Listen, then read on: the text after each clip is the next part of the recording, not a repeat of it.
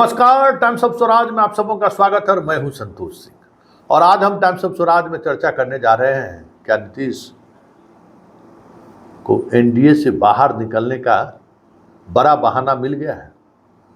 जी हाँ, बड़ा सवाल है, क्योंकि पीछे जब से हाई कोर्ट का निर्णय आया है रिजर्वेशन को लेकर, चर्चा जोरों पर है और आरजेडी इसको मुहिम बनाना चाह रही है। मनोज झा और तेजस्वी यादव कल दिल्ली से इसी के लिए आए थे कि इसको एक मुहिम बनाया जाए बिहार स्तर पर। लेकिन ये अलग बात है कि नीट परीक्षा में जिस तरीके से उनके आप सचिव की संलिप्तता की बात सामने आई, उनके जानने वाले की बात सामने आई, तो वो कह सकते हैं कि वो मुद्दा बढ़ नहीं सका आगे। वो उसमें वो आग चिंगारी नहीं लग सकी। नहीं तो जो चिंगारी लगाने की कोशिश थी, जिस तरीके से सुप्रीम कोर्ट जाने की बात तेजस्वी ने कही, मनोज झा प्रेस कॉन्फ्रेंस किए, उससे ये चीज़ें दिखने लगी थी कि इस मुद्दे को आरजेडी फ्रंट पर ले जाने की कोशिश कर रही है और नीतीश कुमार को इसी आधार पर घेरने की कोशिश उनकी हो रही है। और स्वाभाविक था, और नीतीश कुमार ने जातीय जनगणना के आधार पर इन्होंने ये निर्णय लिया था और इस निर्णय के साथ मजबूती के साथ वो खड़े भी थे।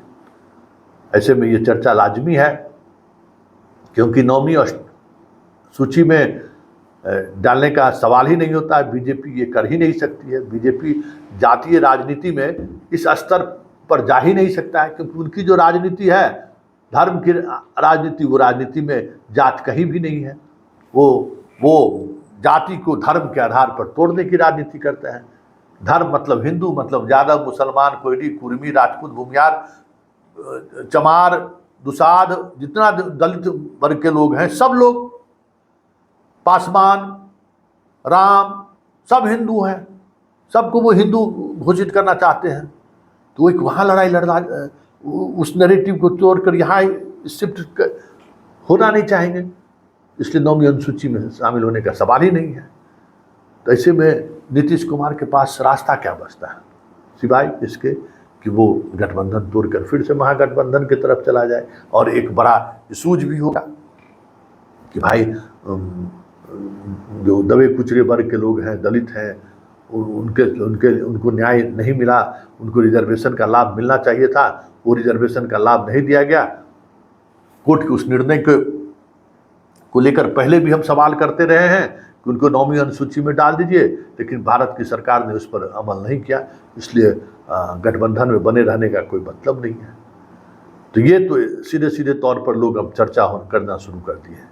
लेकिन जो सबसे महत्वपूर्ण सवाल है कि नीतीश जिस दौर से भी गुजर रहे हैं और जिस तरीके की राजनीति चल रही है, ऐसे में नीतीश के करीब से जानने वाले लोग, नीतीश की राजनीति पर नज़र रखने वाले लोगों का मानना यही है कि नीतीश, मोदी सरकार अल्पमत में आए या मोदी सरकार नीतीश के बाहर होने की वजह से परेशानी में पड़ जाए, ये कदापि नहीं चाहेंगे।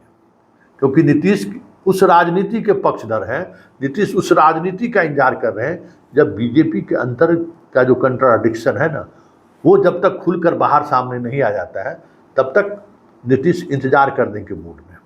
क्योंकि जो कंट्राडिक्शन बीजेपी के अंदर में है, वो कंट्राडिक्शन ऐसा है कि 6-7 महीने के अंदर पार्टी के अंदर से ही बड़ा बवाल हो जाए तो कोई बड़ी बात नहीं होगी। बिहार से लेकर पूरे देश में, बीजेपी के हर प्रदेश में कुछ न कुछ चीज़ें ऐसी चल रही हैं जिनको लेकर पार्टी सहज नहीं है, कार्यकर्ता सहज नहीं है।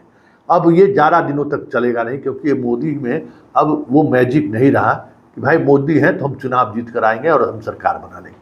वो जो एक मोदी की छवि थी, वो अब छवि नहीं है। तो नीतीश इस बात को समझ रहे हैं, और नीतीश इस बात को भी समझ रहे हैं कि आने वाले दिनों में बीजेपी के जो वोटर हैं, वो वोटर हम अपने साथ लाएं।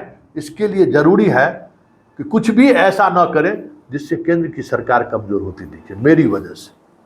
इसलिए नीतीश पाला बदलेंगे इस आधार पर, ये तो आने वाला वक्त बताएगा कि क्या वो करेंगे, जिसकी संभावना कम है। जहाँ तक मुझे समझ में आ रही है कि जातीय जनगणना और रिजर्वेशन के आधार पर वो मोदी से समर्थन वापस ले ले, हमें लगता है कि इसकी संभावना कम है। लेकिन उससे कहीं अधिक संभावना ये है कि नीतीश कुमार तब तक इंतजार करेंगे जब तक बीजेपी के अंदर से मोदी के खिलाफ आवाज़ उठनी शुरू नहीं हुई।